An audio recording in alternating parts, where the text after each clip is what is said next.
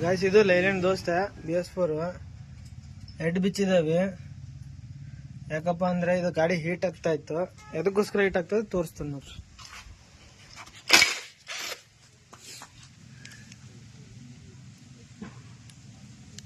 ಅದೇನು ನೋಡಿ hole block ಆಗಿದೆಯಾ, ಇದು ಒಂದು ಬ್ಲಾಕ್ ಆಗಿರೋದು. ಆಮೇಲೆ ಇಲ್ಲೇ ಹೆಡ್ ಕೊಳ್ತಿದೆ, ಇದು ಪೂರ್ತಿ ಹೆಡ್ ಕೊಳ್ತೈತಿದೆ. ಇದನ್ನು ರೆಡಿ ಮಾಡಿಸ್ಬೋದು, ವೆಲ್ಡಿಂಗ್ ಮಾಡಿಸಿ ಹಾಕ್ಬೇಕಂತಿದ್ದಾರೆ ಕಸ್ಟಮರು. ಇದನ್ನು ರೆಡಿ ಮಾಡಿಸಿ ಹಾಕೋಣ. ಜಾಸ್ತಿ ಕೂಲೆಂಟ್ ಯೂಸ್ ಮಾಡಿದರೆ ಏನೂ ಪ್ರಾಬ್ಲಮ್ ಬರೋಲ್ಲ. ಬರೀ ನೀರು ಹಾಕಿದರೆ ಇದೇ ಪ್ರಾಬ್ಲಮ್, ಹೆಡ್ ಕೊಳುತ್ತೆ.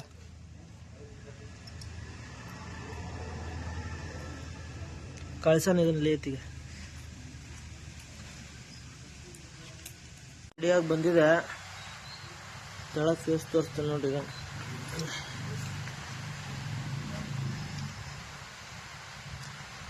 ಪೂರ್ತಿ ಫೇಸ್ ರೆಡಿ ಆಗಿದೆ. ವಾಲು ಗೈಡು ಆಯಿಲ್ ಸೀಲು ಎರಡೂ ಹಾಕ್ಸಿದ್ದೀನಿ. ಅಷ್ಟು ಹೆಡ್ಡಿನ ಕೆಲಸ ಕಂಪ್ಲೀಟ್ ಆಗಿದೆ. ಮಾಡೋಣ ಫಿಟ್ಟಿಂಗ್.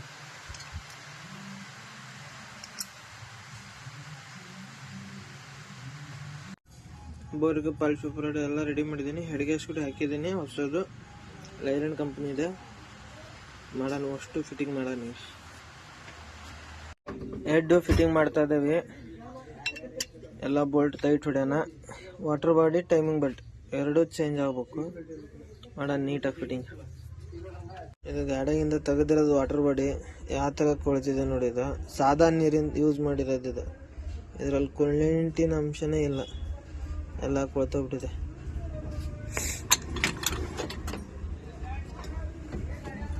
ಇದು ಟೈಮಿಂಗ್ ಬೆಲ್ಟ್. ಇದು ಹೊಸದಾಗ್ತಾ ಇದೆ. ಹೊಸ ವಾಟರ್ ಬಾಡಿ TVS ಕಂಪ್ನಿ ಇದೆ.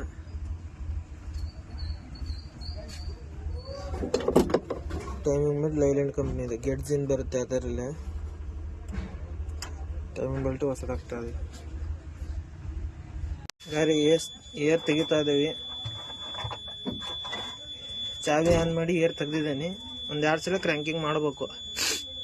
ಮಾರಿ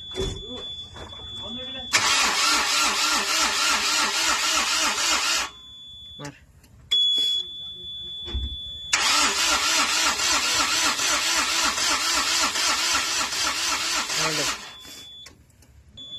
ಮಾರಿ ಹೊಡಿ ಸ್ವಲ್ಪ.